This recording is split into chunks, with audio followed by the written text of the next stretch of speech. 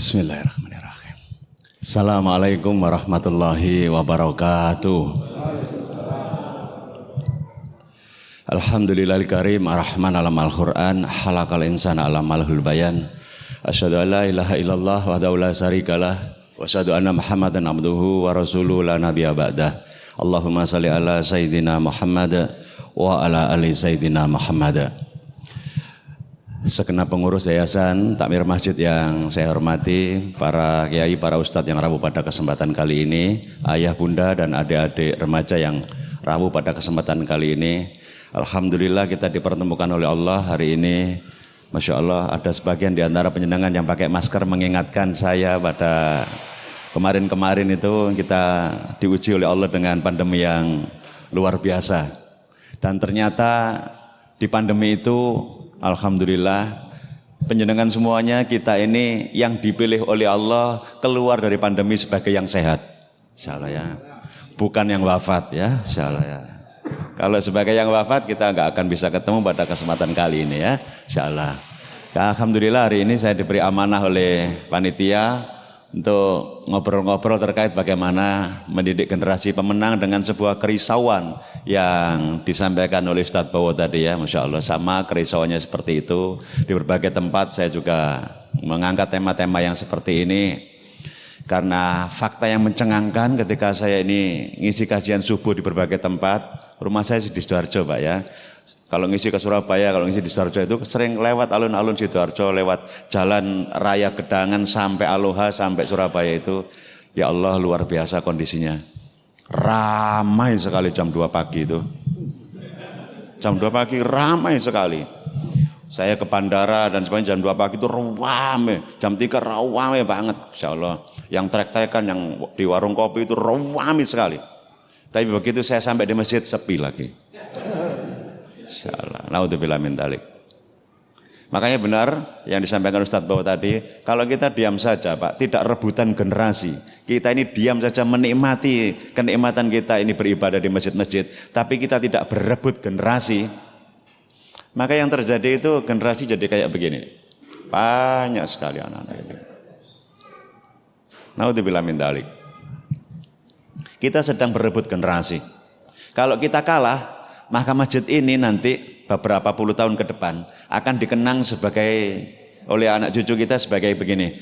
Biyen niku yo Mbah Dewi biyen niku jenenge wong muslim niku nek ibadah tempat ngene iki jenenge masjid. Nah, ngene iki jenenge masjid. Nah, itu kalau sampai anak cucu kita ngomong seperti itu, tanda-tandanya naudzubillah min dzalik ya, kita gagal dalam regenerasi. Insyaallah ya. Naudzubillah min dzalik. Nah, mengapa terjadi yang seperti ini? Karena banyak masyarakat yang mengamini satu riset.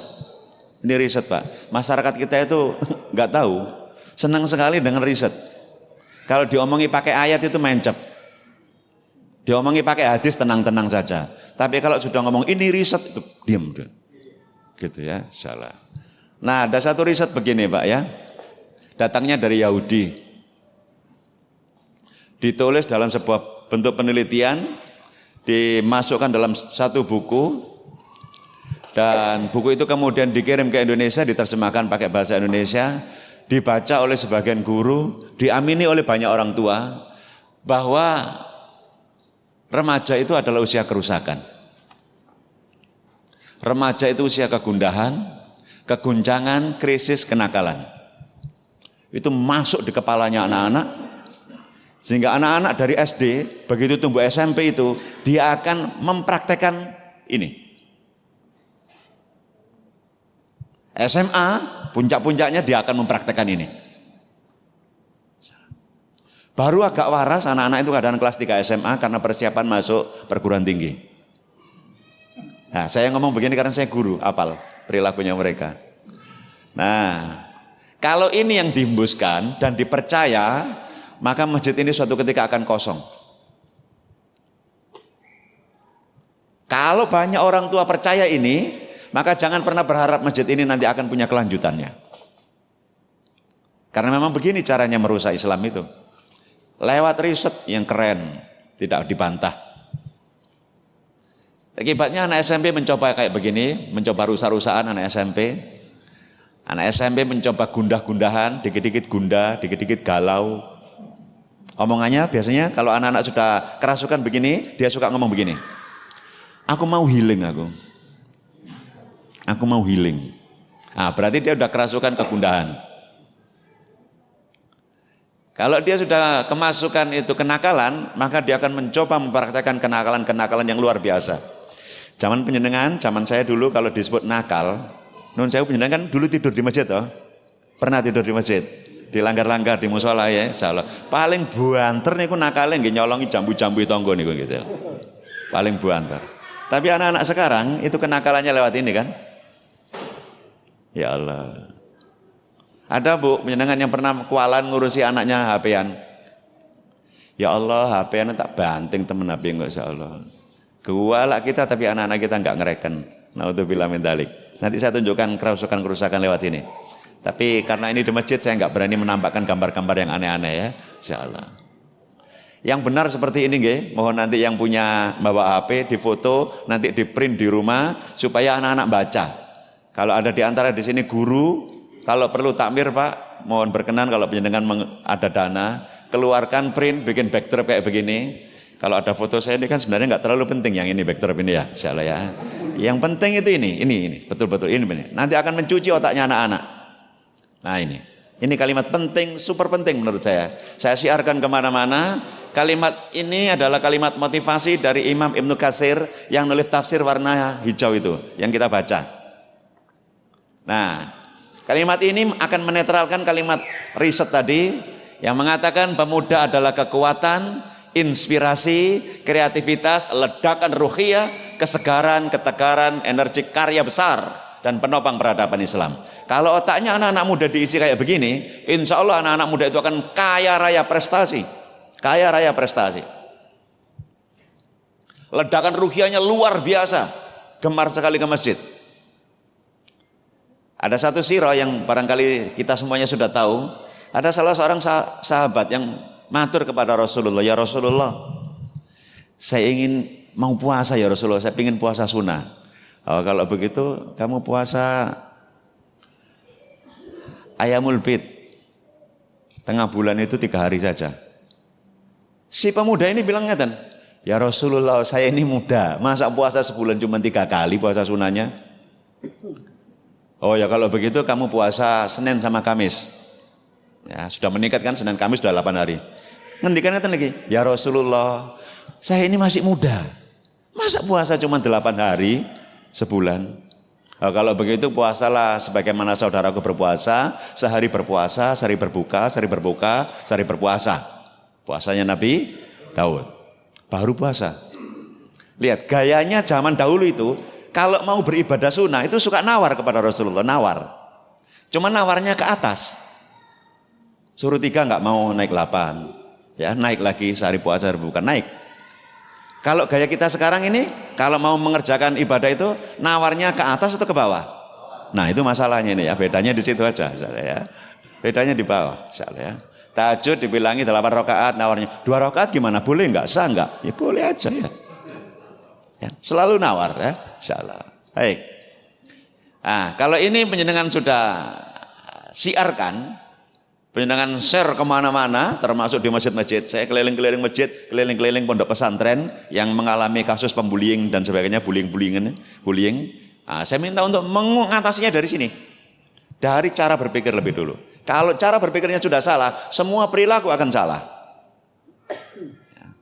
Nah, saya sharekan ke pondok-pondok ya, saya datang ke di Malang, di Ponorogo dan sebagainya.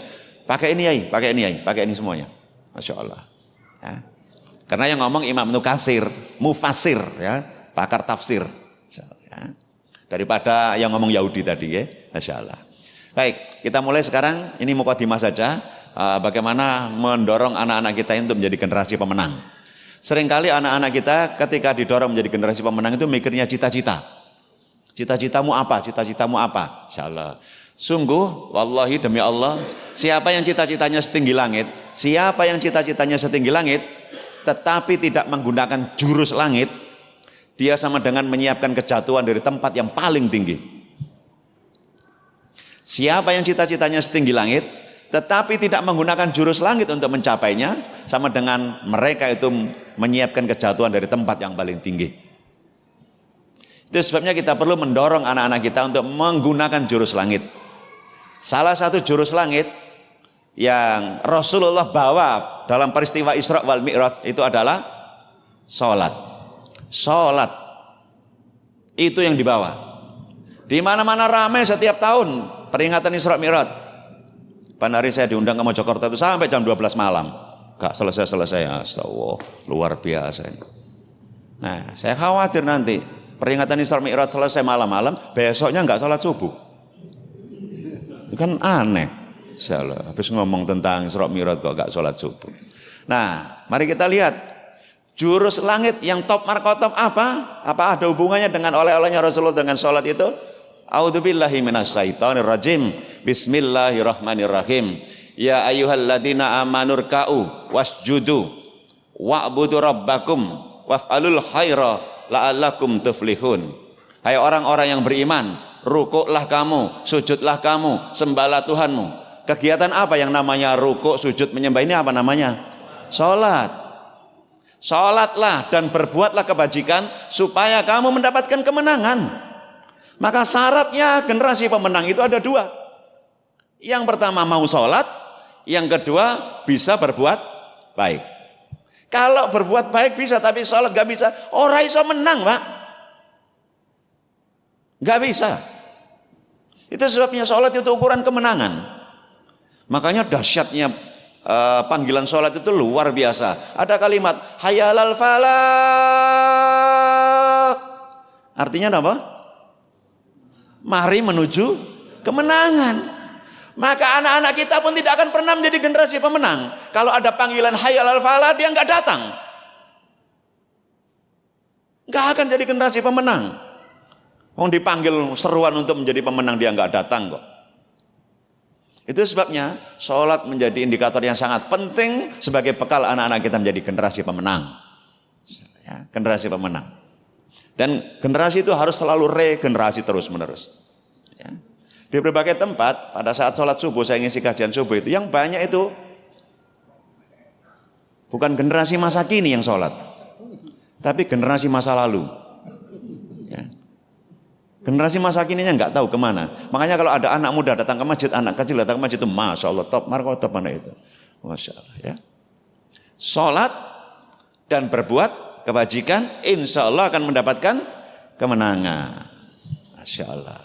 Lalu bagaimana kita ini nanti memerintahkan anak-anak untuk sholat itu penting ya.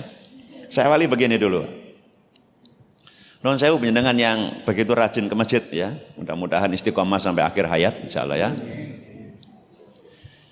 Kalau ada seorang bapak rajin ke masjid, di soft pertama ini rebutan, barisnya begini, masya Allah, karena keberkahannya di soft pertama itu. Tapi kemudian anak-anaknya dibiarkan tidak ke masjid. Kalau di akhirat kelak nanti kemudian dihisap oleh Allah, dan si bapak ini sudah condong-condong kurang sejengkal saja masuk ke surga. Nah, si anak yang nggak mau ke masjid itu kurang sejengkal saja sudah masuk neraka. Misalnya saja anak itu teriak-teriak, ya Allah, saya tidak mau masuk neraka, ya Allah. Saya tidak mau masuk neraka, ya Allah. Saya tidak mau masuk neraka, ya Allah. Kenapa nggak mau masuk neraka? Dulu di dunia itu loh, ya Allah. Saya tidak sholat subuh, ya Allah. Bapak saya itu diam saja, ya Allah. Dulu di dunia itu loh, ya Allah. Saya tidak membaca Al-Quran, ya Allah. Bapak saya diam saja, ya Allah. Saya kemana-mana tidak pakai jilbab, ya Allah. Ibu saya diam saja. Ini misalnya saja loh Pak ya. Kalau anak-anak ngomong begitu kira-kira bapaknya langsung cepat-cepat masuk surga atau mendal dulu? Itu sebabnya mari kita ajak anak-anak kita untuk sholat 5 waktu di masjid. Mudah-mudahan dimudahkan Allah nggih. Insyaallah. Nun sewu. Berapa orang yang punya anak laki-laki? Angkat tangan. Berapa orang yang punya anak laki-laki? Bun, berapa orang bun yang punya laki-laki bun? Masya Allah, banyak ya? Insya Allah. Baik. Sampaikan salam saya kepada anak laki-laki yang mungkin hari ini nggak hadir. Kalimatnya begini. Laki-laki yang tangguh adalah laki-laki yang sanggup memenuhi seruan adzan subuh. Laki-laki yang rapuh adalah laki-laki yang tak mampu membuka mata ketika adzan subuh berkumandang. Itu ukuran ketangguhannya laki-laki subuh, Pak. Jangan pernah gaya-gayaan, sepedaan pancal sama komunitas, sampai ke Trawas, kemudian difoto-foto, masukkan di grup-grup RT, RW dan sebagainya. Tapi masjid 600 meter gak sanggup berangkat, gak tangguh itu. Gak tangguh, enggak, insya Allah ya. Masih rapuh. Yang subuh melek doa gak kuat kok, insya Allah, tangguh biaya ya. Itu sebabnya dorong anak-anak lagi kita menjadi anak-anak yang tangguh. Masya Allah. Yang punya anak perempuan, mohon maaf, berkenan angkat tangan supaya saya melihatnya berapa orang. Yang punya anak perempuan. Masya Allah. Nun sewu, saya bertanya. Kalau jenengan punya anak perempuan, manakala anak perempuan jenengan sudah lulus kuliah dan siap untuk mendapatkan jodoh, saya tanya nih. Jenengan sebagai orang tuanya, bapaknya, ibunya, kepingin anak jenengan ini dapat jodoh yang tangguh apa yang rapuh? Tangguh apa rapuh? Tangguh. Golek eten pundi? Ten masjid. Subuh-subuh niku golek arek enom sapa sing kata ganteng gagah urung duwe bojo tawari. Gelem le dadi mantune bapak iki le insyaallah. Syaratnya semua anak laki-laki kita sudah ke masjid. Nah, kalau sekarang subuh-subuh golek jodoh nang masjid ya lah oleh tuwek-tuwek tok lho insyaallah. Wis padha bengkong-bengkong ngoten niku insyaallah. Ana sing bokang, ana sing kempot, ana sing nggawa kursi, macem-macem. Rambutnya putih kados kula ngeten niki. Insyaallah. Itu sebabnya dorong anak-anak kita ke masjid yang laki-laki semuanya, dan kemudian nanti anak perempuan kita insyaallah akan mendapatkan jodoh laki-laki yang tangguh ya. Insyaallah. Syaratnya adalah masjid ini dipenuhi oleh anak-anak. Nanti ada tips and triknya ya belakangan. Baik nun sewu, dengan penuh rasa hormat tanpa mengurangi rasa ya, saya menghormati panjenengan semuanya supaya hari ini kita mendapatkan pahala yang merata. Kalau panjenengan duduk manis mendengarkan saya, insyaallah panjenengan dapat pahala mengasup ilmu, saya menyampaikannya. Nah sekarang kita ratakan, merata semuanya dapat pahala yang merata insyaallah. Nun sewu, biar malaikat juga gembira ya. Angkat tangan kanan seperti ini nun sewu nggih. Insyaallah bun monggo bun ikut bun. Nah, insyaallah yang perempuan sama perempuan angkat tangan kanan. Masya Allah ya. Nun sewu nggih, letakkan di pundak tetangganya begini. Nah, insyaallah. Siapa tahu pundak yang panjenengan pegang kelak jadi besan ya. Lah kan kita nggak tahu ya. Ikuti kata-kata saya nggih. Dieling-eling. Putrane diajak nang masjid. Aja budal dhewe ya. Diajak nang masjid. Termasuk subuh. Aja turu ae nang masjid. Masya Allah, angkat tangan kirinya. Masya Allah, angkat tangan kirinya. Takkan di pundak tetangga. Pembalasan. Iya iya. Aja omong tok. Lakonono dhewe. Urusan anak-anakmu. Jangan nang masjid ya. Jok turu ae. Insyaallah. Alhamdulillah ya rabbil alamin. Insyaallah. Ya. Insyaallah siapa yang taat syariat ya akan selamat dunia akhirat. Jadi generasi pemenang itu insyaallah adalah generasi yang taat syariat. 5 waktu ke masjid. Insyaallah. Kalau sudah taat syariat insyaallah selamat dunia akhirat. Selamat insyaallah. Ya. Menjadi berbahaya sekali kalau anak-anak kita nggak taat syariat ya insyaallah.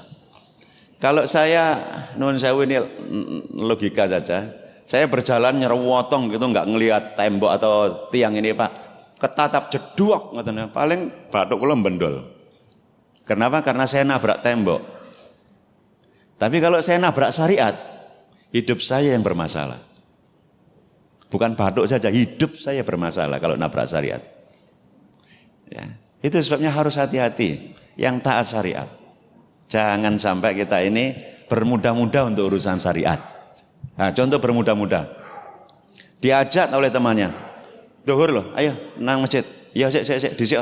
Titip ya. Kok ngene ya, jok ngene ya ngomong aku teko ya insyaallah. Ini namanya bermudah-mudah. Salat kok kayak guyonan. Urusan sholat itu genting, super genting. Nun sewu, ini ada juga yang memotivasi dengan cara seperti ini. Nun sewu, rukun Islam itu ada berapa? 5. Nomor 1, syahadat. Nomor kali, sholat. Nomor 3, zakat. 4, puasa. 5 ya. Nah, 5 nih. Dipakai untuk megang agama nih. Mulai dari syahadat sampai haji. Perhatikan sini.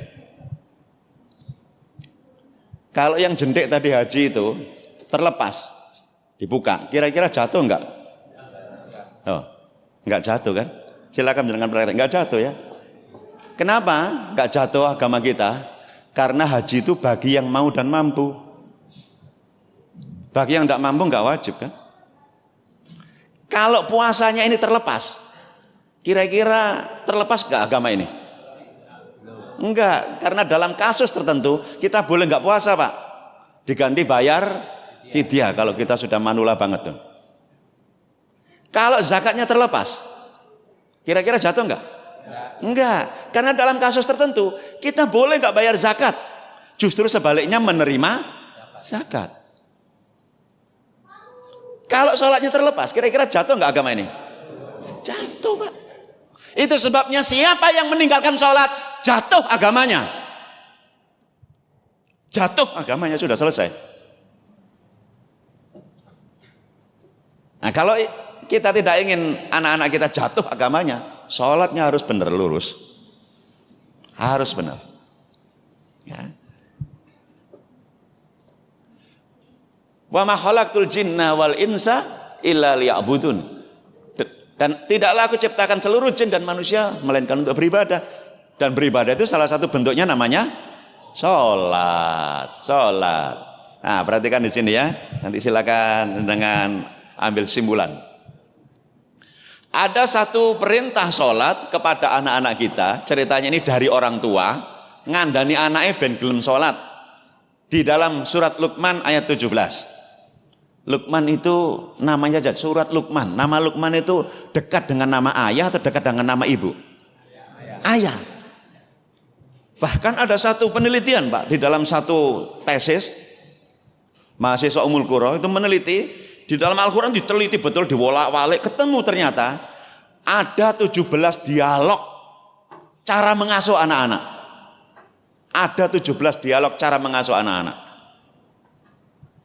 Dari 17 itu 14 diantaranya itu dialognya ayah dengan anaknya. 2 itu ibu dengan anaknya. 16 ya. Nah, satu lagi itu dialog keduanya. Saya ulangi biar nanti hafal gitu ya. Ada berapa dialog pengasuhan dalam Al-Quran? 17. Yang ayah berapa? 14. 14 ini berarti banyak kan? Dialognya ayah Nuh dengan anaknya, ayah Ibrahim dengan anaknya, ayah Luqman dengan anaknya, ayah Yakub dengan anaknya. Banyak sekali. Ya, 14. Ibu tadi berapa? 2. 14 banding 2. Kalau kita main matematika disederhanakan, 14 banding 2, maka 14 ini kita coret jadi 7, 2 ini kita coret jadi berapa? 1. Berarti dialog, inspirasi dialog antara orang tua dan anak, ayah dan anak, ibu dengan anak. Di dalam Al-Quran itu ternyata banyak mana yang berdialog? Ayah. Ternyata inspirasinya itu adalah ayah mesti banyak dialog dengan anaknya, termasuk urusan sholat. Ayah ngomong 7 kalimat, ibu 1 kalimat. Ayah ngomong 7 paragraf, ibu 1 paragraf. Ayah ngomong 7 lembar, ibu 1 lembar gitu. Nah, tapi fakta di lapangan, siapa yang lebih banyak ngomong? Ibu. Itu sebabnya Bu, kalau jenengan banyak omong, bapaknya nggak bisa omong, nggak manjur, anaknya nggak jadi apa-apa. Menyalahi komposisi Al-Quran. Ya, itu sebabnya Pak, kita harus ngomong pada anak-anak. Ngomong kita kepada anak-anak. Loh, Ustaz, tapi kan itu ada kaidah. Napa kaidahnya? Al-ummu madrasatul ula. Itu madrasahnya anak-anak. Leres memang ibu madrasahnya anak-anak. Kalau memang ibu itu madrasahnya anak-anak, pertanyaan saya, siapa kepala madrasahnya? Ayah. Saya kadang kasihan ya, banyak madrasah itu kepala madrasahnya sering nggak hadir itu ya saya. Kerja nggak mulai-mulai salah ya. Anaknya nggak kebagian urusan. Perhatikan ini, ada ayah Luqman mendidik anaknya tentang urusan sholat. A'udzubillahi minasyaitonir rajim.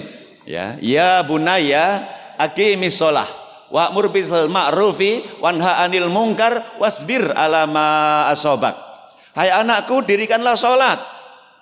Hai anakku, dirikanlah salat.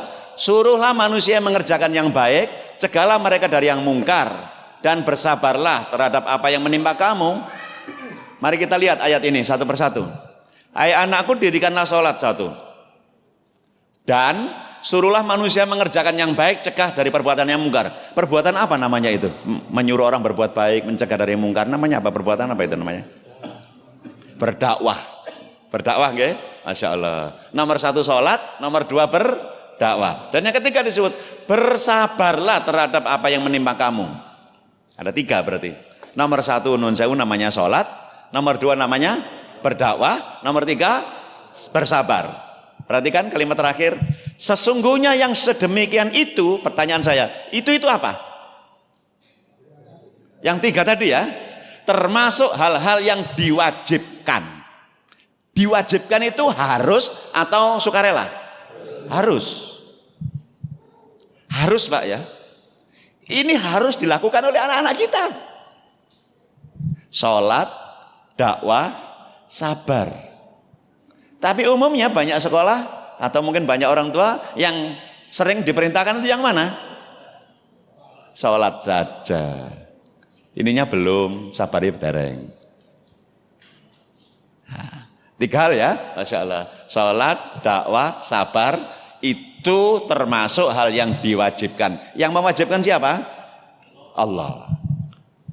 Berarti kalau tidak dilakukan, konsekuensinya apa? Dosa. Masya Allah. Wajib. Wajib itu berarti dipaksa. Nah, dipaksa.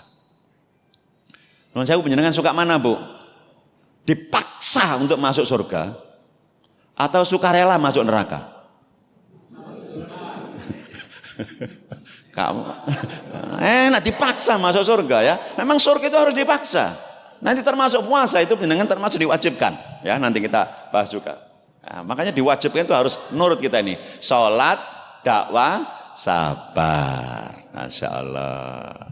Oke, nun sewu, istirahat sejenak, angkat tangan kanannya, Masya Allah ya. Istirahat sejenak, angkat tangan kanan bun, monggo bun, Masya Allah. Angkat tangan kanan bun, letakkan di pundak tetangga bun, Masya Allah. Ikuti kata-kata saya, sholat nggih.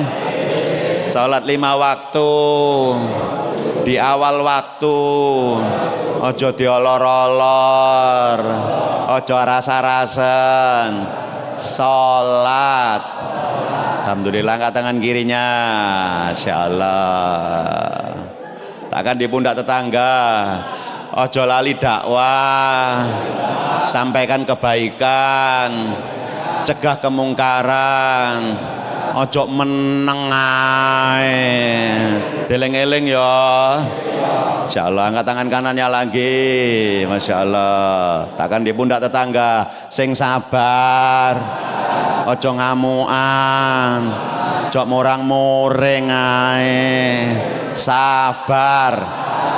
Alhamdulillahirabbil alamin. Ya, 3 hal ini diwajibkan loh ya oleh Allah ya. Tolong jangan dilepaskan dari anak-anak kita. Insyaallah ya. Ini dialog dari ayah kepada anaknya. Dialog dari ayah kepada anaknya. Perhatikan ya, sholat identik dengan dekat dengan sabar. Sekarang kita lihat ayat yang lain. Ini dialog dari Allah kepada Rasulullah yang diantaranya adalah untuk kita, para ayah. Perhatikan kalimatnya. A'udzubillahi minasyaitonir rajim. Bismillahirrahmanirrahim. Wa'mur ahlaka bis-sholati wastabir 'alaiha, dan perintahkanlah kepada keluargamu. Keluargamu itu apa saja berarti keluarga itu? Kalau ayah, ibu, anak-anak ya. Dan perintahkan kepada keluargamu. Apa yang kita perintahkan? Sholat. Dan bersabarlah kamu dalam mengerjakannya. Sing sabar nek merintah keluargamu. Ini ayat untuk kita para ayah. Ini ayat untuk kita para ibu. Kalau tadi ayat untuk anak-anak, ini untuk orang tua. Jadi ternyata sholat dekat dengan sabar juga. Mirip-mirip nih ya. Ya bunaya aqimi sholat, ini dari ayah kepada anaknya. Nah, untuk bedanya adalah untuk urusan sabar digunakan istilah di sini kosakata namanya wasbir. Wasbir dan bersabarlah. Ini untuk anak. Wasbir itu bersabarlah terjemahannya. Tetapi untuk orang tua dipakai istilah wastobir, ada selipan tok di situ. Tapi terjemahan bahasa Indonesia sama, bersabarlah. Nah, ulama-ulama itu memberikan titik tekan yang berbeda kayak begini. Kalau wasbir itu artinya sing sabar. Wasbir artinya sing sabar. Tapi kalau wastobir artinya sing sabar banget. Pol pokoknya. Niku wastobir. Masya Allah. Berarti kesabarannya anak dengan kesabarannya orang tua hebat mana? Hebat orang tua. Kudu sing sabar, ojo ngamuan. Ya ini bahayanya kalau anak-anak ngaji begini nanti, kalau bapaknya, kopengmu gak kerungu adan dah. Cepetan kan loh. Wastobir alaiha gitu. Anak-anak kita ya bilang wastobir alaiha gitu. Insyaallah. Ya. Sabar nggih Pak ya kalau ngajari anak-anak sholat. Mari nanti kita buktikan ya. Wastobir itu memang sabar yang berlipat-lipat, jauh lebih telaten, lebih istiqomah, itu namanya wastobir. Telaten, ngajari anak sholat itu telaten, kudu sing telaten. Insyaallah. Baik, mari kita buktikan wastobir itu benar apa enggak ya terjadi ya. Nun jauh ada yang bawa HP ya. Saya dibantu untuk ngitung, saya enggak cepat ngitungnya. Kita akan hitung-hitungan untuk urusan sholat Pak ya. Itu hitungan urusan sholat. Perintahkanlah anak-anakmu sholat pada usia 7 tahun. Pukul mereka pada usia 10 tahun. Ajari anakmu sholat umur 7 tahun. Boleh dipukul umur berapa? 10. Berarti ada waktu berapa tahun untuk ngajari anak-anak sholat? 3 tahun. Perhatikan ya, 3 tahun ngajari anak sholat. Nek urung iso sholat, gak gelem sholat, ngeyel boleh dipukul. Tapi dengan syarat diajari berapa tahun? 3 tahun. Tolong bantu saya untuk ngitung. Sholat itu 5 waktu. 5 waktu ya, sholatnya 5 waktu. Kalikan 30 hari. Kali 30 hari. 150 kalikan 12. Berarti setahun ini. 1800 kalikan 3 tahun. 5.400. Dengarkan Pak, kita punya kewajiban untuk didik anak-anak 5.400 jam tatap muka. 3 tahun.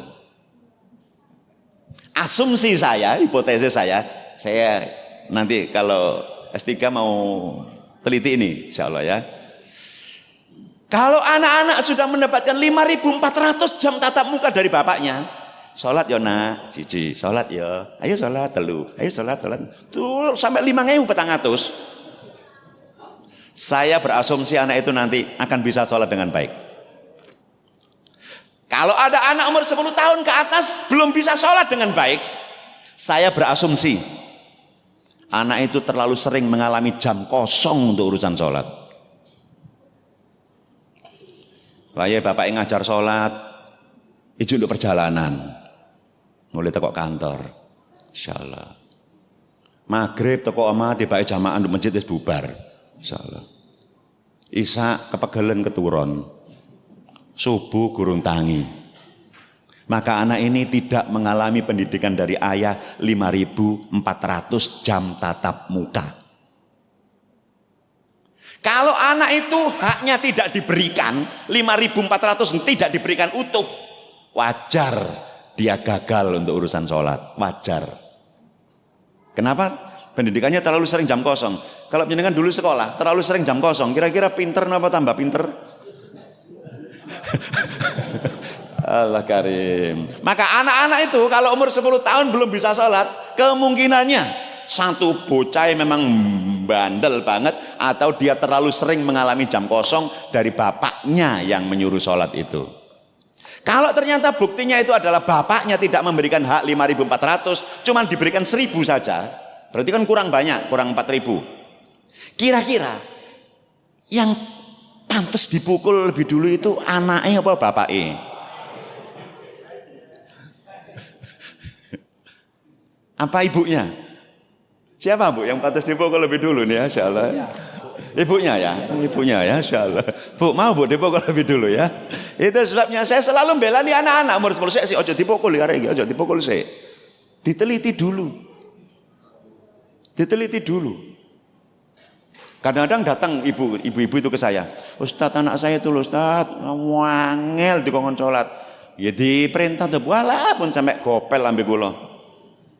Biasanya saya tanya balik, sudah berapa ribu penjenengan memerintah anak itu sholat? Nggih dereng kula hitung, jenengan hitung riyen baru konsultasi. Gurung dihitung kok konsultasi, lebih banget toh Bu, insyaallah. Dihitung riyen. Masya Allah. Ya. Maka wastabir alaiha. Sing sabar ngajari anak-anak sholat. Butuh jam tatap muka berapa? 5.400 jam tatap muka. Nah kalau kita ini diam-diam pernah bolong karena tugas luar kota dan sebagainya, banyak-banyak istighfar. Astagfirullahaladzim. Angkat tangan kanannya, insyaallah. Takkan di pundak tetangga. Istighfar sing akeh. Ojo ngamukan. Bebeke awake dhewe salah. Istighfar nggih. Ojo nyeneni anake ae. Istighfar. Insyaallah angkat tangan kirinya. Insyaallah. Sing sabar. Didik anak-anak sing sabar. 5.400. Ojo dikorupsi ya. Dikasihkan semuanya. Sabar. Masya Allah. Alhamdulillahirabbil alamin. Insyaallah. Itu sebabnya Pak, saya mendorong beberapa sekolah yang saya tangani. Salah satu diantaranya ini, mungkin banyak anak penjenengan yang ada di sekolah kami, di At-Taqwa sebelah itu. Saya mewajibkan guru-guru itu, pokoknya ya, kelas 1, 2, 3 itu pelajaran utamanya itu ada 3. Pertama sholat, kedua dakwah, ketiga sabar. Itu pelajaran utama. Ya, pelajaran IPA, matematika dan sebagainya itu pelajaran pelengkap. Kan kadang-kadang ya dewe sekolah ngwetu ya gak pati kanggo to Pak ilmune. Jenengan masih hafal Pak? Pelajaran kelas 3 ciri-ciri tumbuhan dikutil monokutil. Tasih hafal mboten? Masyaallah. Damel napa ngoten saniki? Masyaallah. Ya yang pakai adalah yang berkaitan dengan bidang itu. Kalau kita tidak berkaitan dengan bidang enggak kita pakai. Kalau pelajaran sholat kira-kira dari guru SD kita itu masih terpakai enggak sekarang? Masih. Makanya saya itu resah kadang-kadang di sekolah itu mengajarkan banyak hal. Wah, diajari. Ya. Kecuali yang penting-penting. Ya. Makanya yang penting-penting harus didahulukan ya. Sholat, dakwah, sabar. Dan nanti pada saat naik kelas 4, orang tua harus diundang ke sekolah. Ngapain? Menyaksikan anaknya itu disertifikasi sholat. Bacaannya sholatnya wis bener apa ora, gerakannya wis tepat apa ora, itu disaksikan oleh orang tua, dikasih sertifikat, diberikan bahwa sekolah sudah sangat bertanggung jawab untuk ngajari sholat. Nah sekolah yang kayak begini kan belum banyak tuh Pak nggih. Insyaallah. Itu sebabnya dorong anak-anak sholat. Saya kadang-kadang kalau diundang ke masjid Pak atau ke sekolah, itu saya sengaja datang tidak memperkenalkan diri sebab pokoknya teko gitu ya, biar panitia nggak tahu. Saya kemana? Ke tempat wuduan kadang-kadang. Memang wudu dulu saya kadang-kadang wudu dulu. Sopo ngerti kok ketemu anak-anak. Karena kadang-kadang anak-anak itu kalau sholat itu kan kadang-kadang ngeren-ngereni udah wudu terakhir kadang-kadang ya. Saya lihat anak-anak. Nah, wudunya begini kadang-kadang don saya buat kelas 4 nih ya. Ini keran manjur, cur gitu ya. Itu wudunya kayak begini. Cuman begini dah.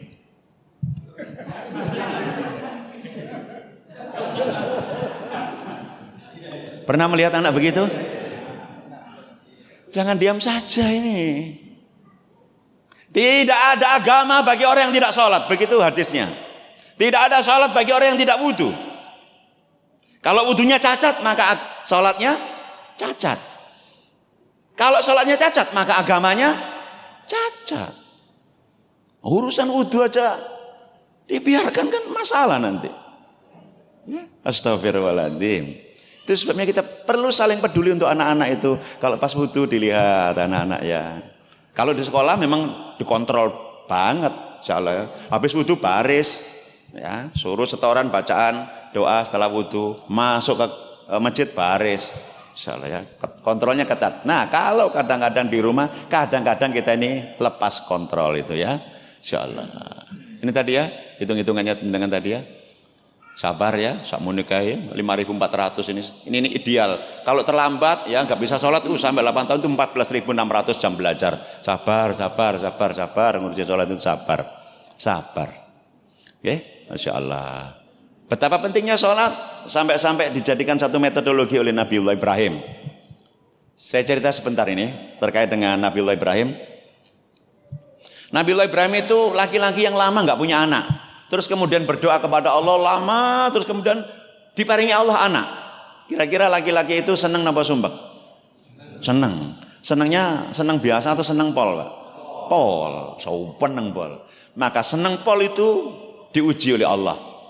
Jangan-jangan kok senangnya nangoni anak itu bisa menyebabkan lalai kepada Allah, diuji. Suruh hijrah dari titik Palestina menuju titik Ka'bah. Palestina Ka'bah itu Pak, kalau ditarik garis lurus Google Map gitu, jaraknya 2000 km. 2000 km perjalanan darat.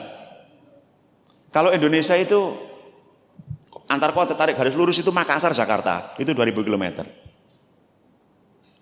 Nah, sekarang saya tanya Bu, manakala itu panjenengan belum lama melahirkan, jek gendong bayi, terus kemudian diajak perjalanan darat oleh suami 2000 km. Kira-kira nyampe di tempat itu pegel biasa napa pegel pol? Pegel pol napa pegel pol-polan? Pol-pola. Ya Allah, 2000 km gendong bayi. Nyampe di tempat ternyata ada perintah tambahan lagi yang lebih dahsyat. Apa itu perintahnya? Tinggalin anak bojomu. Ya Allah, ditikon tinggal anak bojo. Kira-kira laki-laki yang mencintai anaknya, lama ditunggu anaknya baru datang. Ya, mencintai istrinya, perjalanan darat kayak begitu, nyampe di tempat suruh ninggal anak istrinya itu ringan apa berat Pak? Berat pol. Itu kalau enggak imannya kokoh, itu bisa bertengkar habis-habisan itu. Ya. Berangkatlah sang suami itu tanpa berani menoleh anak istrinya. Maka anak istrinya istrinya kemudian protes, ya wahai suamiku, apakah engkau akan meninggalkan aku di sini bersama anakmu? Enggak mampu menjawab laki-laki ini. Bau berat pol. Tanya yang kedua, apakah engkau akan meninggalkan aku di sini bersama anakmu? Enggak bisa menjawab. Abot perintah ini. Baru istri yang hebat itu menggedor hati suami dengan kalimat ketauhidan. Apakah ini perintah Allah? Disebut nama Allah, bergetar langsung hatinya sang nabi ini, karena cirinya orang beriman itu kalau disebut nama Allah kan bergetar itu ya. Baru mengangguk, matanya mendung dan hampir gerimis. Dan istri mengatakan, kalau memang ini perintah Allah, berangkatlah wahai suamiku, insya Allah kita tidak akan disia-siakan oleh Allah. Berangkatlah sang suami itu, berangkat. Begitu berangkat, sebentar, fragmennya saya hentikan sini, berangkat. Tinggallah istri, siapa namanya istri tadi? Bunda Hajar, sama siapa si bayi? Ismail kecil. Pertanyaan saya, apakah Bunda Hajar membiarkan anak bayinya akan mati kehausan? Enggak. Carikan air kemana? Ke Safa Marwa. Pertanyaan saya, Safa Marwa itu bukit atau mall? Bukit ya, insya Allah ya. Bayangkan Bu, belum lama melahirkan, perjalanan darat 2000 km, nyampe di tempat terpukul hatinya, ditinggal suaminya, terus kemudian penean bukit. Pertanyaan saya, ini perempuan tangguh atau perempuan rapuh? Tangguh biasa apa tangguh pol? Pol. Masya Allah. Di sofa ini dapat enggak? Enggak dapat. Apakah putus asa? Enggak. Lari kemana? Marwah ini juga bukit ya? Bukan mall ya? Menek di situ. Dapat nggak di sini? Nggak dapat. Apakah putus asa? Nggak. Lari lagi kemana? Sofa lagi. Berapa kali? 7 kali. Dan di 2 bukit ini dapat nggak? Nggak dapat. Bu, pesan saya, perhatikan. Ini ada perempuan yang luar biasa memperjuangkan anak-anaknya dan dia tidak putus asa walaupun dia tidak melihat hasilnya. Pesan saya untuk ibu-ibu, teruslah berjuang untuk ngurus anak-anak panjenengan. Perjuangkan meskipun panjenengan pontang-panting nggak karu-karuan dan panjenengan nggak bisa melihat hasilnya. Tolong jangan menyerah, nggih. Anak-anak butuh ibu yang hebat. Anak-anak kita butuh ibu yang tangguh. Nangis boleh, Bu, tapi jangan menyerah. Ya, Masya Allah. Mudah-mudahan ibu ini hatinya dikuatkan oleh Allah ya. Sehingga kalau ngurusi anak-anaknya itu tidak gampang putus asa. Masya Allah. Baik, kita tinggalkan fragmen yang ini, kemudian kita sampai kepada sang suami. Sang suami ini kemudian noleh jauh, kok ternyata nggak ada itu bayang-bayang, sudah nggak kelihatan. Baru curhat kepada Allah dalam bentuk doa. Ini harusnya setiap laki-laki yang sering luar kota, sering meninggalkan istrinya untuk tinggal di rumah, hafal doa ini. Nabiullah Ibrahim doa seperti ini.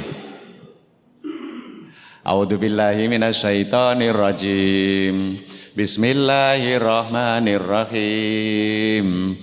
Rabbana inni askantu min dzurriyyati biwadin ghairi dzar'in inda baitikal muharrami rabbana liyuqimus sholata faj'al af'idatan minan nasi tahwi ilaihim warzuqhum minas samarati la'allahum yashkurun. Ya Tuhan kami, sesungguhnya aku telah menempatkan sebagian keturunanku di lembah yang tidak punya tanam-tanaman di dekat rumah Engkau Baitullah. Perhatikan, ternyata Nabiullah Ibrahim meletakkan sebagian keturunannya itu di dekat rumah Allah. Baitullah namanya Ka'bah. Itu kalau di Mekah. Kalau di Pratama, rumah Allah itu namanya apa? Masjid. Maka resepnya pakai metode ini adalah, kalau cari rumah apa? Carilah perumahan yang ada masjidnya. Syukur-syukur untuk cedek ke masjid.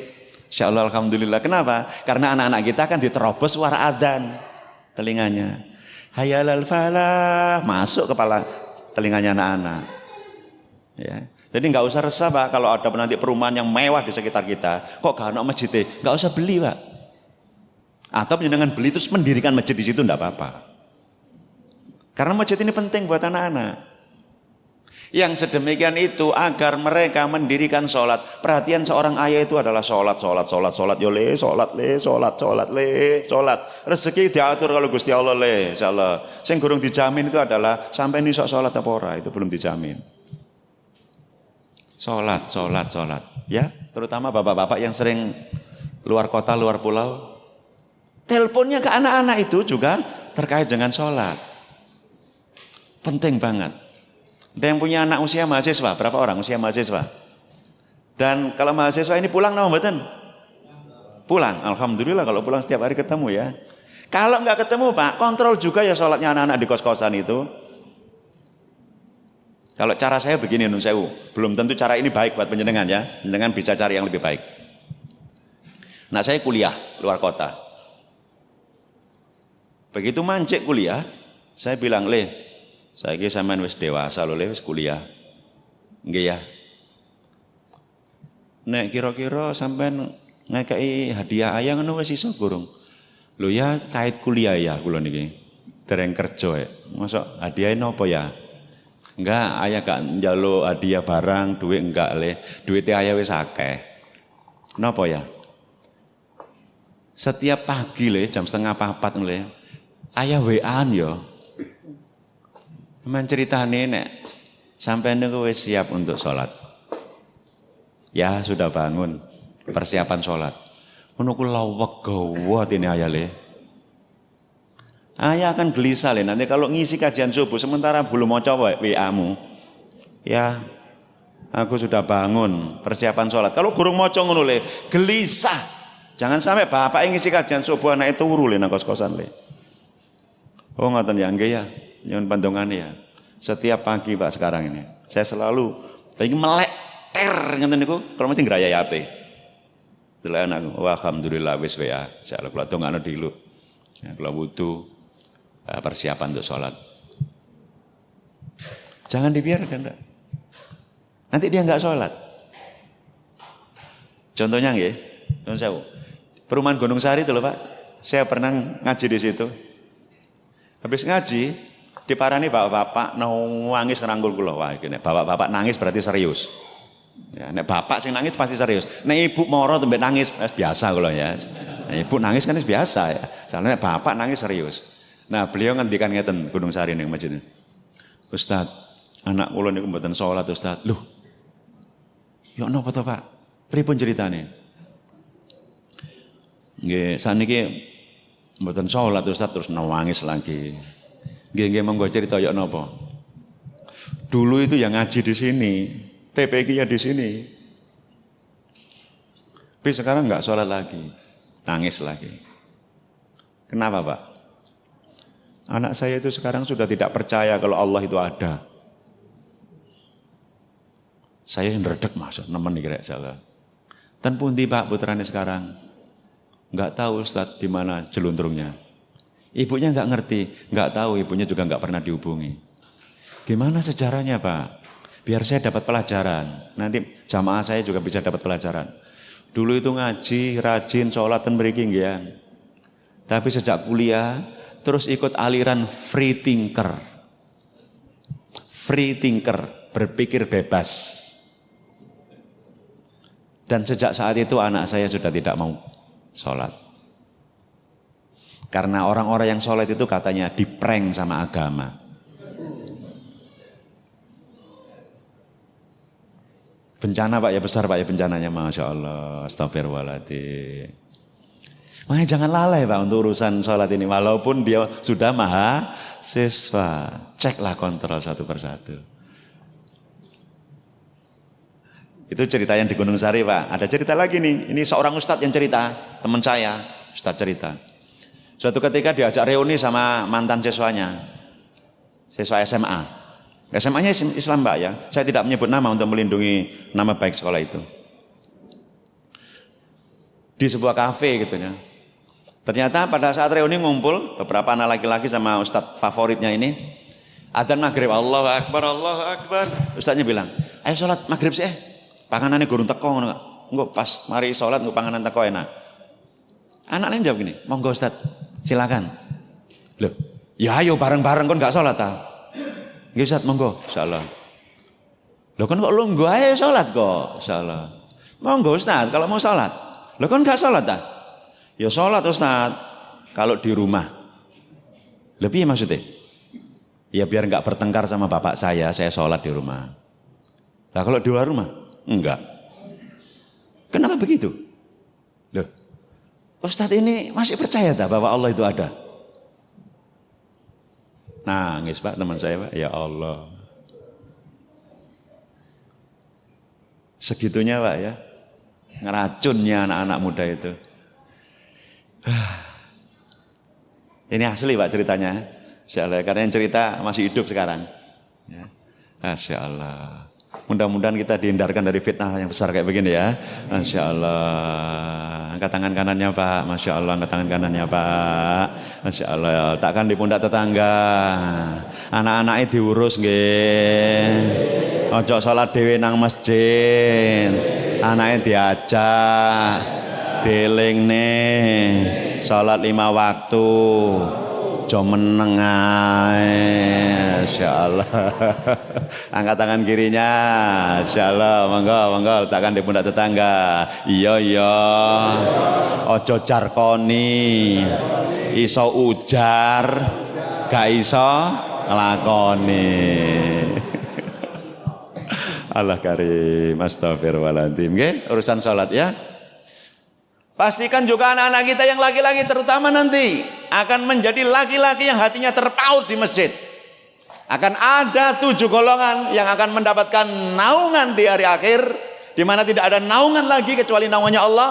Salah satu di antaranya adalah laki-laki yang hatinya terpaut di masjid. Ini kabar gembira untuk para takmirnya. Hatinya terpaut dengan masjid. Penting sekali ini. Terpaut dengan masjid. Kalau enggak terpaut dengan masjid, enggak dapat hadiah pertolongan ini. Suatu ketika ngumpul anak laki-laki buahnya Pak di masjid, saya tanya di Masjid Sidoarjo, siapa yang kepingin jadi dokter? Wah, angkat tangan tinggi-tinggi. Wah, oke. Pengen jadi tentara? Beberapa angkat tangan. Jadi polisi? Beberapa angkat tangan. Pengen jadi pengusaha? Wah, oke lagi. Masya Allah. Nah, kemudian saya tanya, siapa yang kepingin menjadi ketua takmir? Enggak ada angkat tangan Pak. Insyaallah. Belas enggak ada angkat tangan. Insyaallah. Karena enggak dikenalkan sama orang tuanya. Kenalkan Pak, bahwa mengurus masjid itu luar biasa kebaikannya. Jangan sampai anak-anak muda itu, anak-anak muda masih perkasa-perkasa kerjanya itu, kemudian punya cita-cita. Yo ben aku pensiun, ben aku dadi ketua takmir. Lho kok pensiun Pak? Lah nek cita-citane ngono kabeh lah. Masjid iki diiseni karo wong tua-tua kabeh sing ngurusi takmir insyaallah. Wis ndredeg-ndredeg tangane insyaallah ya. Loh, justru yang nom-nom itu lah, ya menjadi takmir, ya. Nah, yang senior itu dimuliakan, dilayani, gitu, ya. Jangan kebalik, ya, insyaallah. Dan saya ini berulang-ulang, Pak. Tadi saya disedati, Pak, berbesmilih, insyaallah. Sing komat tuwek, imame tuwek, ya Allah. Deretan kono tuwek. Insyaallah. Terus enten kultum 7 menit ya, munggah panggung juga. Tawek misan ya Allah, arek nomen nandi ki rek. Insyaallah. Regenerasi kita ini penting, regenerasi. Insyaallah ya. Nah, betapa pentingnya ya. Kenapa? Karena kalau sholat itu kita akan mendapatkan akses pertolongan Allah. Wasta'inu bisabri wassalam. Mintalah pertolongan kepada Allah itu dengan sabar dan sholat. Kalau enggak sholat, enggak ada akses pertolongan. Enggak ada akses pertolongan. Masya Allah. Nah, pertanyaannya adalah gimana caranya anak-anak mau ke masjid? Nun sewu. Nanti kalau enggak cocok, enggak usah diperdebatkan Pak ya cara ini ya, karena saya sedang ikhtiar untuk mencari formula-formula supaya anak-anak itu suka ke masjid. Ya, ini ikhtiar saja. Kalau enggak cocok jangan diperdebatkan, mungkin dengan punya ikhtiar yang lain ya, insyaallah. Ini cara saya. Nah ini. Di sekolah sebelah ini ya. Sekolah takwa. Kalau ada murid-murid saya yang bisa sholat subuh 40 hari nggak putus. Subuh terus sampai 40 hari. Buktinya adalah tanda tangan imam. Masya Allah. Tunjukkan ke wali kelas. Tak tukokno sepeda siji-siji. Nah, pertanyaan saya. Kira-kira anak sholat subuh terus diparingi hadiah sepeda, seneng apa biasa? Seneng. Seneng biasa apa seneng pol? Pol semangatnya. Itu sebabnya kalau saya sudah ngisi kajian subuh Pak, pada saat gerakan subuh begini, nggak ada ceritanya anak berangkat jam 3 pagi dan sebagainya terus mendengarkan ceramah saya ngantuk, nggak ada. Bukan karena penceramahnya yang hebat, tapi karena di belakang penceramah ini loh. Rahasianya itu anak-anak ngumuman tani sengiko. Masya Allah. Ini yang di dalam Pak ya, yang ini yang di luar. Masya Allah. Ini kan harganya sekitar berapa Pak ya? Ya antara 101.750.000 sampai 2 juta lah ya.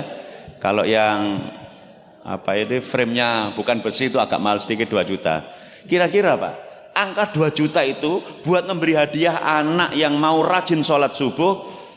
Dan anak itu kemudian istiqomah terus menerus sholat subuh, kira-kira angka itu besar apa kecil? Kecil banget kecilnya. Saya katakan kepada anak, ini hadiah yang terlalu sederhana, sepele banget hadiah ini. Hadiah jauh lebih dahsyat datangnya dari Allah. Ya, jangan kamu memuja-muja sepeda ini, terlalu sepele ini, sepele banget.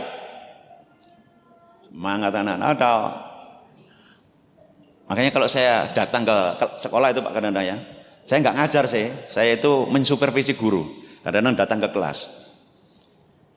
Jarang sekali masuk ke kelas itu. Tapi begitu saya masuk, anak-anak noleh, seringkali pelajaran berhenti. Ustaz Wadi, kerutuk-kerutuk, salim, peluk-peluk, salim. Ustaz, kapan subuhan lagi Ustaz? Gitu insyaallah ya. Ya, bukan saya yang diidolakan ternyata ya, tapi karena saya ini sering memberi hadiah sepeda. Masya Allah. Alhamdulillah. Coba tanya anak-anak itu nanti. Nek sholat subuh dikasih hadiah sepeda seneng nombotan Mas? Seneng banget. Ya Allah. Ya. Supaya subuh itu ada kenangan indah. Subuh itu indah. Di matanya anak-anak subuh itu indah. Karena selama ini kadang-kadang subuh itu tidak indah. Kenapa? Tangi dok seneni mae. Kupingmu gak kerungu adan, tak turu ae. Gak enak, isu-isu gak enak, panas ya, insyaallah. Insyaallah. Kae tangi cepetan bapaknya cepetan ta, aja kelelat-kelelet, gak enak maneh. Masya Allah ya. Nang masjid ketemu kanca-kanca ndok melek, dorong-dorongan. Jamaah ngomong rame kan nek sop iki. Salat rame mulai kono lho. Waduh, wis gak enak maneh. Insyaallah, sehingga tidak ada kenangan yang indah untuk urusan sholat itu. Astagfirullahaladzim. Makanya saya mencoba ikhtiar untuk membuat kenangan yang indah tentang subuh itu. Biar indah. Sholat itu nikmat indah. Insyaallah. Saya yakin kalau kelasnya pertama Pak beli kayak begini mampu, saya yakin ya. Insyaallah mampu. Cobalah Pak nanti ya beli berapa 10 gantung kan di masjid gitu. Saya yakin anak-anak sini ya. Anak-anak kampung sebelah itu makan ke sini juga soalnya. Saya yakin itu ya. Yakin ya. Karena sudah terbukti Pak ya. Saya cerita kayak begini di Sidotopo. Sidotopo itu kan kampung padat kayak gitu Pak ya. Nah, pada teman-teman Muhammadiyah itu mau Pak niru Pak ya. Beli 10 Pak. Ternyata ada sponsor ikut. Akhirnya dapat 40 sepeda. Penuh sesak masjidnya ketika sholat. Luar biasa. Ditiru Pak oleh takmir di Tulangan. Didelok-delok kas masjid. Gak mampu. Mampunya beli 2. Ya beli 2 sepeda tapi digantung di teras. Ya Allah. Begitu saya datang Pak, ya Allah. Masjid sebelah kono niku melok jamaatan mriki. Masjid kono melok mrene kabeh insyaallah ya. Jadi koyo salat hari raya gitu loh insyaallah ya. Bagi 2 sepeda tok. Ya, karena di kampung ya, insyaallah kan jarang ya kayak begitu ya. Masya Allah luar biasa. Insyaallah. Oke, pertanyaannya yang agak sulit apa biasanya nih terkait dengan program kayak begini? Dana itu kok endi ngoten to? Ada, saya tunjukkan caranya Pak. Angkat tangan kanan, masyaallah. Monggo ini ilmunya. Masyaallah. Monggo letakkan di pundak tetangga.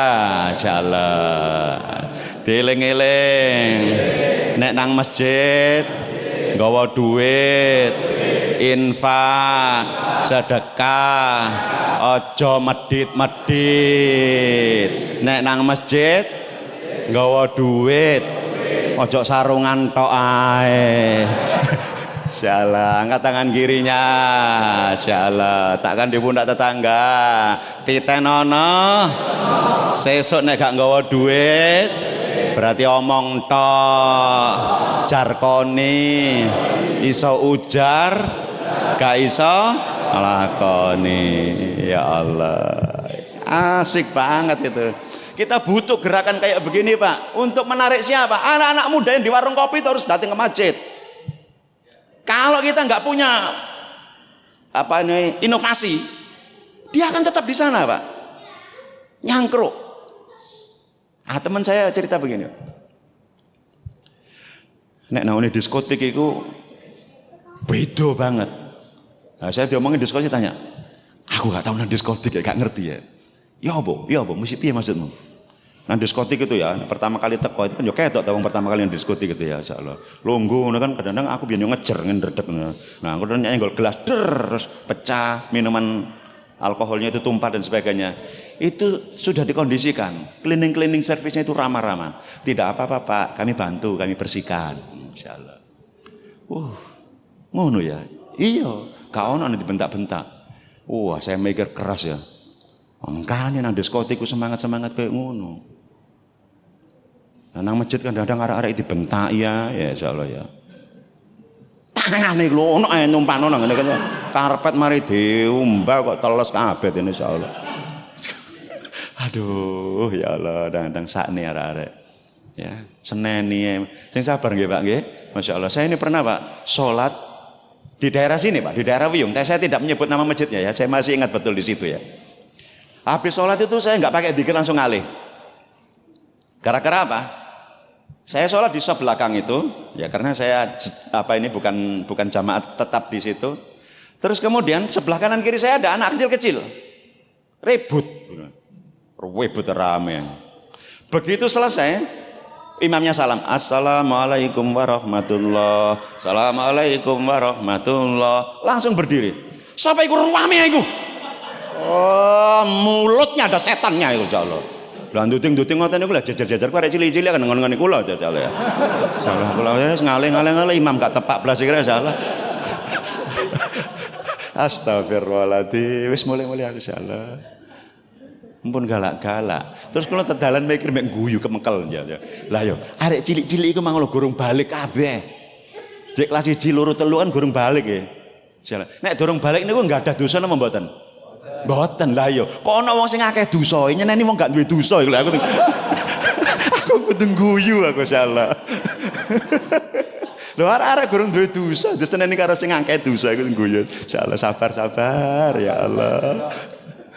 Nggih? Masya Allah. Angkat tangan kanan lagi Pak ya. Letakkan di pundak tetangga. Masya Allah. Sing sabar nggih. Ngurus bocah-bocah. Ampun galak-galak. Sabar. Ampun nyentak-nyentak nggih. Sabar. Masya Allah. Angkat tangan kirinya. Aja omong tok nggih. Sing sabar, aja ngamukan, aja morang-moring ae.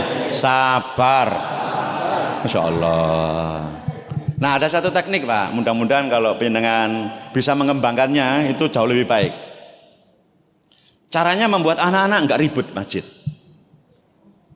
Nomor 1, pengamatan saya di berbagai tempat, tapi belum penelitian ya, baru pengamatan. Anak yang ribut di masjid itu rata-rata bapaknya nggak ikut ke masjid. Ya. Jadi kalau ada bapaknya itu anak agak lain. Ya. Nah, saya selalu menasihati Pak, kalau ke masjid bersama anaknya, tolong anaknya disanding ya sebelahnya. Itu nanti mudah tertib anak itu. Nah, yang tidak ada bapaknya baru dibariskan di sebelah belakang. Kasih tahu begini. Mas, saya baris ini, sini. Insyaallah. Misalnya ada 7 gitu baris. Ayah mau ke sini? Ndak insyaallah ya. Ini yang paling gede dipilih Pak. Yang kelas 6 atau yang kelas 4, yang pokoknya paling gede dipilih. Kamu jadi ketuanya ya ini ya. Tertibkan teman-temanmu pada saat sholat. Nanti kalau sudah berhasil tertib, ini ada kunci nih. Kunci kulkas. Selesai sholat, boleh ambil minuman sesukanya di sana. Wah, Masya Allah. Maka si gede itu Pak menertibkan teman-temannya. Allahu Akbar.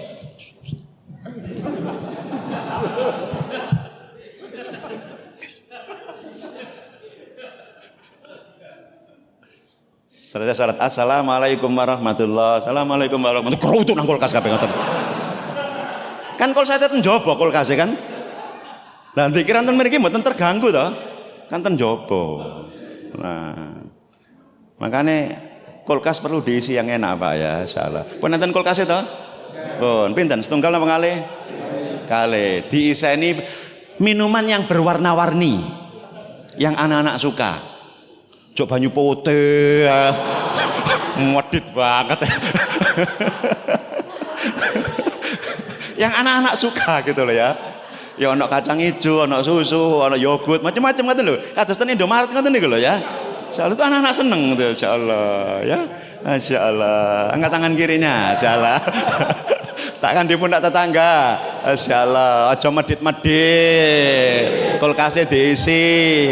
Coba banyu putih ae. Sing menarik nggih. Masyaallah. Silakan jenengan perhatikan. Seneng anak-anak itu ya. Masyaallah. Masyaallah. Baik. Mohon izin, boleh nggak saya mengeluarkan kalimat-kalimat motivasi agak kenceng dikit gitu ya. Gaya Surabayaan ngeten nggih. Jenengan mboten ngamukan to? Kan pun dulur kali dhewe niki mau dulur to pun plek to. Oh, wastafir semuanya kan? Masya Allah. Suatu ketika Pak, saya ini diundang ke Porong, subuh-subuh, saya berangkat 3/4 sama supir saya. Insya Allah. Nah, lewat arteri, lewat kemudian melipir Sungai Porong. Karena masjidnya itu di pucuknya Sungai Porong. Dilalah kersane Gusti Allah. Pas buka kaca pagi-pagi udara segar itu, saya dapat inspirasi. Astagfirullahaladzim. Ya Allah, Masya Allah, astagfirullahaladzim. Supir kalau kaget, enten apa Ustaz? Meneng-meneng. Astagfirullahaladzim, ya Allah, alhamdulillah, astagfirullahaladzim, ya Allah, alhamdulillah, astagfirullah. Enten apa Ustaz? Meneng, astagfirullahaladzim. Apa inspirasinya Pak? Ternyata di pinggir Sungai Porong itu Pak, pinggir tangkisnya Sungai Porong itu, sebelah ini kampung. Ternyata saya lewat kampung itu banyak sekali orang kampung itu yang memelihara ayam. Ayam kampung. Kandangnya dari bambu-bambu gitu banyak. Nah, yang menjadi inspirasi bagi saya itu ternyata setengah papat itu loh, petek-petek podo tangi gitu loh ya. Petek lanang bau bengok-bengok, buak, kukuruyu, bau bengok-bengok rame-rame, membangunkan istri dan anaknya untuk menyambut keberkahan ilahi Rabbi di pagi hari. Ah, kemudian kan mikir, berarti wong lanang ku nek setengah papat gak tangi, kalah karo petek ya, insyaallah. Makanya Pak, kita 3:30 harus sudah bangun Pak nggih. Bangunkan istri dan anak-anak kita, ya, perintahkan mereka untuk sholat dan wastabir alaiha. Masya Allah, sing sabar, ya. Masya Allah. Oke, angkat tangan kanan sekarang. Masya Allah. Takkan di pundak tetangga. 3:4 tangi nggih. Persiapan subuhan. Ojo molor-molor. Anaknya diajak. Ojo kalah karo PT. Masya Allah, angkat tangan kirinya. Masya Allah, takkan di pundak tetangga. Ojo omong toh, 3:4 tangine. Subuhan, ojo masbuk kayak mendino. Astagfirullah. Nasihat bersama ya, termasuk untuk saya. Nun sewu, ini gambar petiknya Pak, insya Allah ya. Wong petek niku anake 7 nggih, dadi petek kabeh niku lho heran insyaallah. Masa kita kalah ya? Masyaallah. Baik. Saya tutup dengan satu kalimat ini. Ada muslim yang tangguh, ada pula muslim yang rapuh. Yang tangguh adalah mereka yang punya semangat bergemuruh memenuhi panggilan adzan subuh. Sebaliknya yang rapuh adalah mereka yang loyo, tak bertenaga membuka mata, tak bisa melangkah menyambut seruan subuh. Masyaallah. Mudah-mudahan kita ini menjadi pemuda-pemuda yang tangguh juga ya semuanya. Rambut boleh putih ya, insyaallah. Kaki sudah mulai gemetaran, tapi hati kita, iman kita tetap tangguh. Gitu ya. Apalagi yang muda-muda kayak begitu ya. Masya Allah ya. Ketahuilah ada pemuda pejuang, ada pula pemuda pecundang. Pemuda pejuang adalah mereka yang sigap berdatangan ke masjid saat panggilan adzan berkumandang. Sebaliknya pemuda pecundang adalah mereka yang punya 1001 macam alasan dan aneka kesibukan untuk mengabaikan seruan adzan. Masya Allah. Anak-anak akan menjadi generasi pemenang semuanya kalau dia mau sholat 5 waktu di masjid. Masya Allah. Alhamdulillah ya Rabbil Alamin. Ah, boleh yang ini Pak, di foto ini penting untuk anak-anak. Pemuda bermutu itu sholat berjamaah 5 waktu di awal waktu. Bermutu itu ukurannya kayak begitu, ya. Hanya kalau jenengan nanti cari mantu laki-laki Pak, ukurannya tanya sholat Pak, sholatnya ten pundi, ten griyo. Waduh. Laki-laki yang solih sholatnya di masjid, laki-laki yang solihah sholatnya di rumah, gitu ya. Astagfirullahaladzim. Maka kalau kita dimudahkan oleh Allah untuk mengelola kayak begini, insya Allah masjid kita akan menjadi masjid yang semarak kembali ya. Saya ulangi lagi, kita sedang berebut generasi. Jangan membiarkan anak-anak kita itu direbut oleh generasi yang tidak mau sholat itu cangkruk-cangkruk di warung kopi. Warung kopi itu boleh, siapa yang larang? Boleh, pokok ojo lali sholat gitu loh ya, boleh. Insya Allah, pokok ojo lali sholat. Insya Allah. Pun terakhir saya ingin memberi hadiah. Pertanyaan saya, siapa yang mau masuk surga bareng anak kandungnya? Berapa orang masuk surga sama anak kandung? Bu, siapa yang mau masuk surga sama anak kandung Bu? Angkat tangan Bu. Masuk surga sama anak kandung. Yang lurus Bu ya, kalau mau masuk surga yang lurus ya. Begini ya. Kalau begini itu setengah surga, setengah nggak tahu ya. Insyaallah. Oke, yang lurus, lurus. Ya, insyaallah. Genggam tangan seperti ini. Kita takbir 3 kali sebentar. Allahu Akbar. Allahu Akbar. Allahu Akbar. Masya Allah, saya tunjukkan ilmunya. Masya Allah, bunyinya begini. Suratnya surat At-Tur, ayatnya 21, teknik masuk surga sekeluarga. Teknik masuk surga sekeluarga. Semua ayah harus tahu ini ya. A'udzubillahi minasyaitonir rajim. Walladzina amanu wa tabadhum dzurriyyatuhum biiman alhaqna bihim dzurriyyatahum wa ma alatnahum min amalihim min syai' kullu mri'in bima kasaba rahin. Saya tutup di sini ya. Dan orang-orang yang beriman, nuwun saya panjenengan beriman mboten? Nah, ini diparingi tips kali Gusti Allah. Dan orang-orang yang beriman dan anak kita, cucu kita yang mengikuti kita dalam keimanan. Dan orang-orang yang beriman, nek panjenengan beriman terus anakmu beriman, terus putumu beriman, kami hubungkan, kami pertemukan kalian semuanya di surga. Jadi kita ini bisa reunian keluarga nanti di surga. Ketemu anak juga ketemu cucu. Syaratnya adalah sama-sama beriman. Tertarik menyenangkan nanti reuni di surga sama anak-anak sama cucu-cucu? Masya Allah. Level tertariknya berapa kalau 1 sampai 10? 10 ya, 100 mentok ya, Masya Allah, mudah-mudahan dimudahkan oleh Allah. Sekali lagi ya, dan orang-orang yang beriman, kalau penjenengan beriman, terus kemudian dimeloi, anak ya beriman, terus putune ya beriman, cicitnya ya beriman, maka nanti akan ketemu nanti di surganya Allah.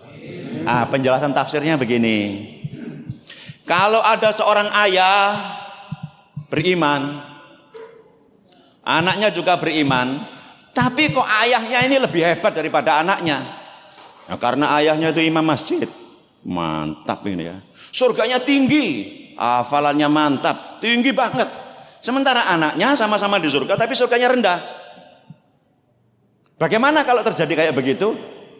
Maka menurut tafsir itu adalah si anak akan diangkat derajatnya. Anak itu akan diangkat derajatnya terus, diangkat derajatnya terus diangkat derajatnya sampai ketemu derajat orang tuanya dan tidak menurunkan derajat orang tuanya itu. Ini kemurahan Allah. Karena seorang ayah itu kalau ketemu anaknya mesti senang. Kemurahannya Allah. Jadi si anak itu Pak, kalau surganya di bawah, bapaknya tinggi, anaknya diangkat, bukan bapaknya diturunkan, anaknya diangkat. Terus sampai mendapatkan derajat surga yang tinggi. Pertanyaan saya, anak yang seperti ini beruntung nggak punya ayah kayak begitu? Beruntung banget. Anak seperti ini mungkin saja loh ya akan berteriak-teriak di surga, my father is my hero, ayahku pahlawanku. Mantap banget gitu. Insya Allah. Mari kita sekarang pikir-pikir, kira-kira anakku ngomong ngono nggak Ben?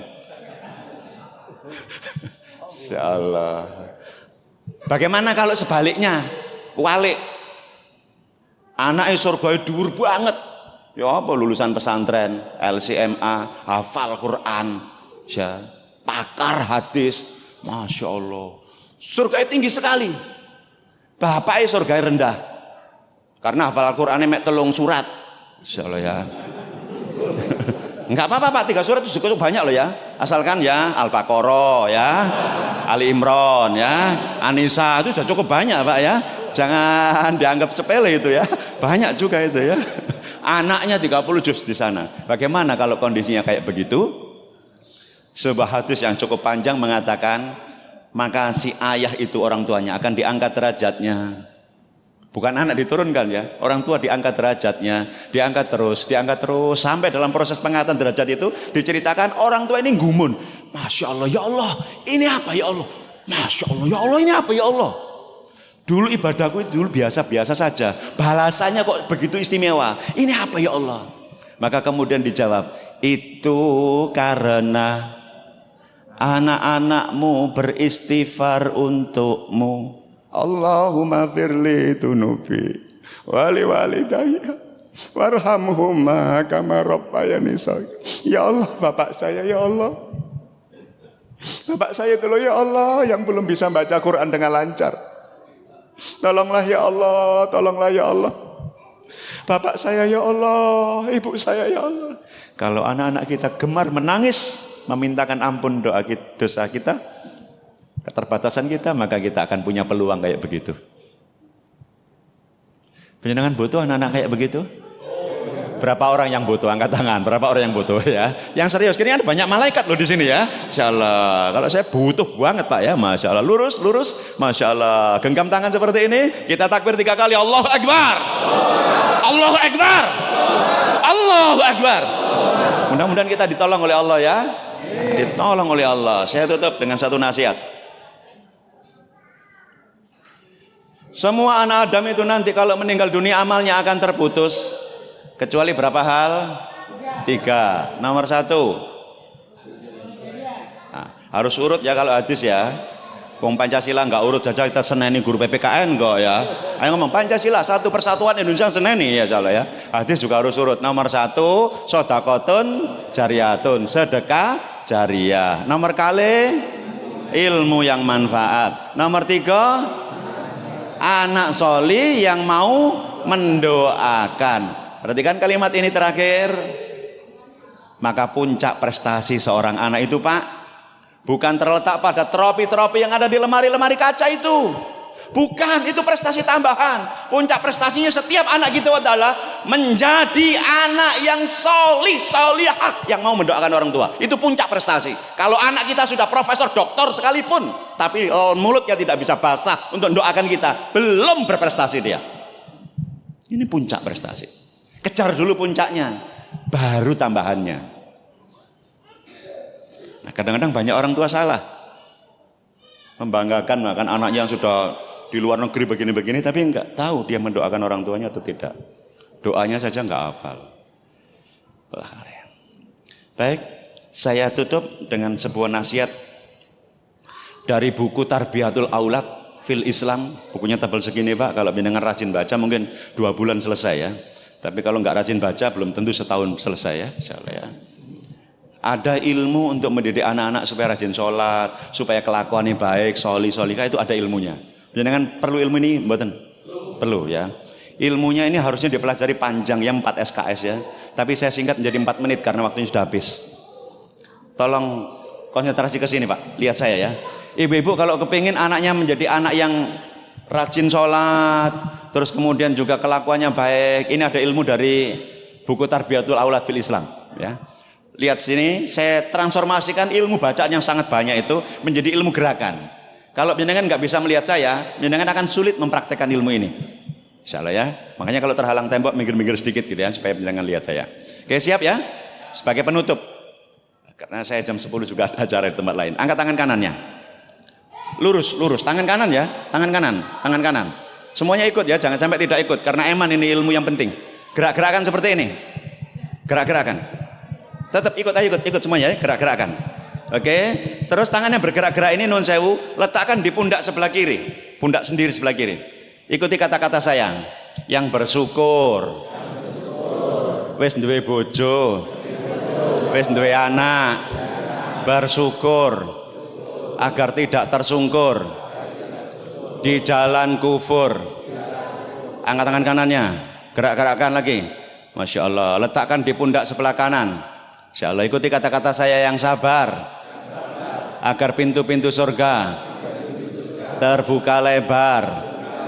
Sabar. Angkat tangan kanan lagi, gerak-gerakan seperti ini. Lebih cepat, lebih semangat. Waktunya habis ya, saya mau tutup.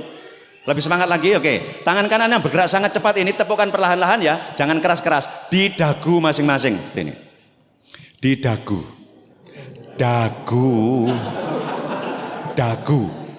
bu dagu. Paling depan, insya Allah dagu. Nah, alhamdulillah ya. Banyak yang tidak nyadari kalau dagunya. Pertanyaan saya, mari kita bahas ilmunya sekarang. Kenapa diam-diam penjenengan dagunya salah? Kok kesini semuanya? Kenapa? Alasannya apa? Oh, karena ikut saya.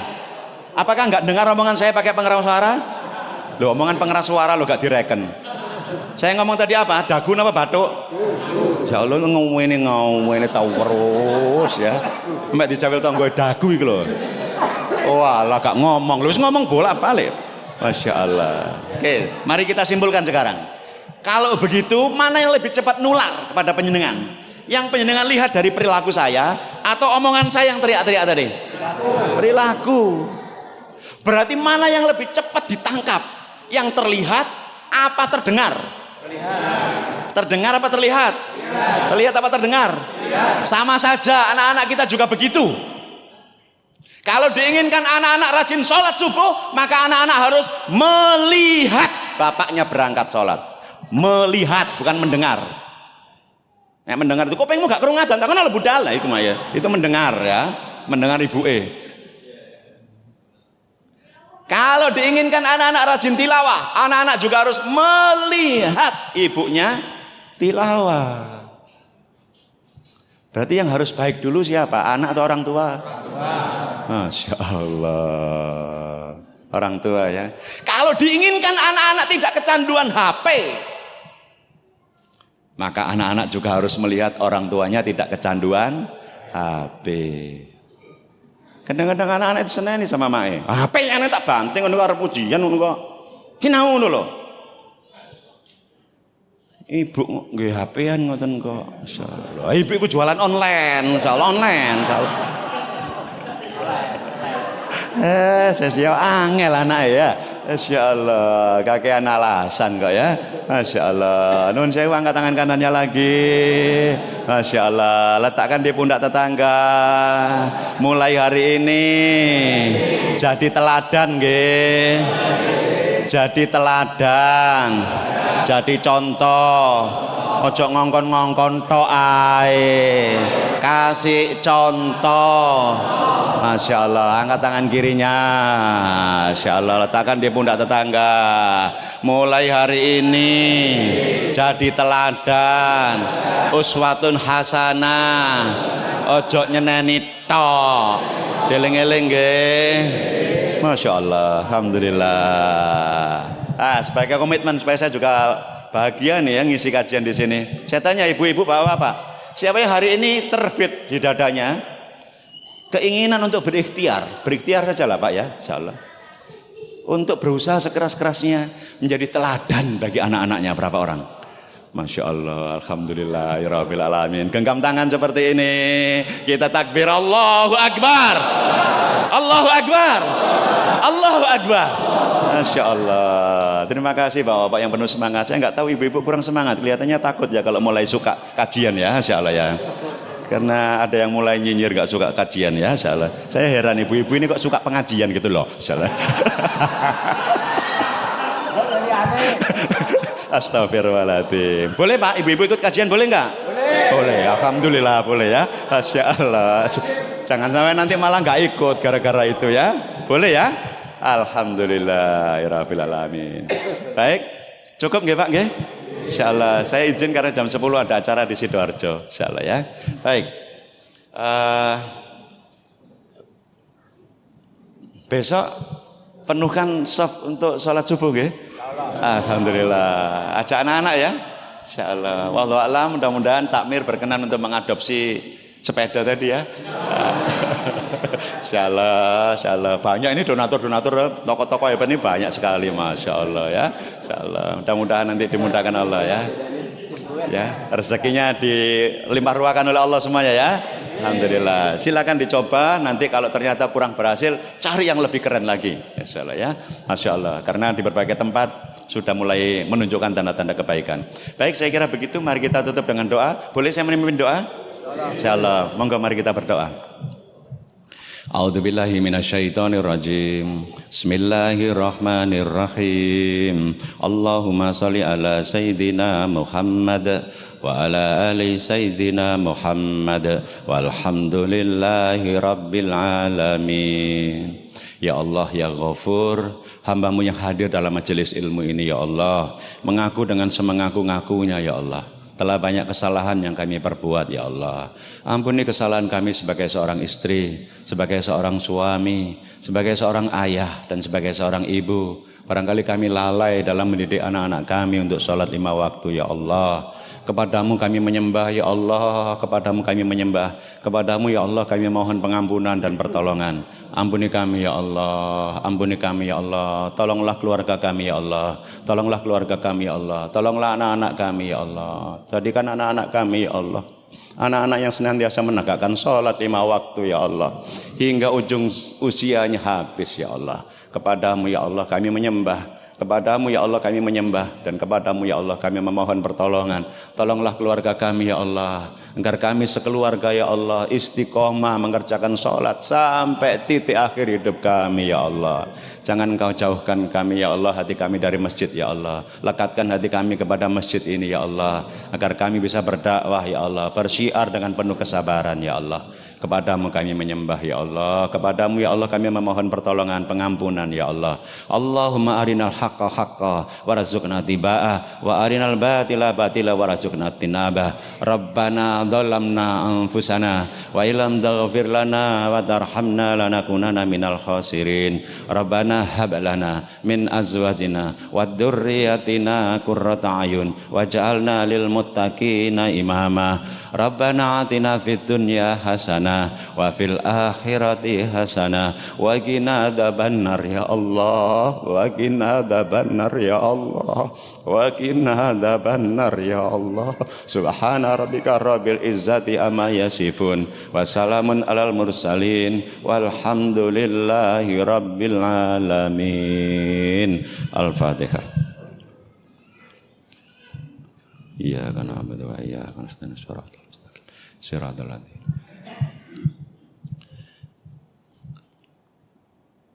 Mekaten yang bisa saya sampaikan, kalau ada tutur kata yang kurang aksan mohon dimaafkan. Mari kita tutup, monggo panjenengan saling bersalaman, barangkali pada saat tablet-tablet tadi ada yang tersinggung nggih. Masyaallah. Silakan panjenengan saling meminta maaf. Saya cukupkan, ihdinas siratal mustaqim. Assalamualaikum warahmatullahi wabarakatuh.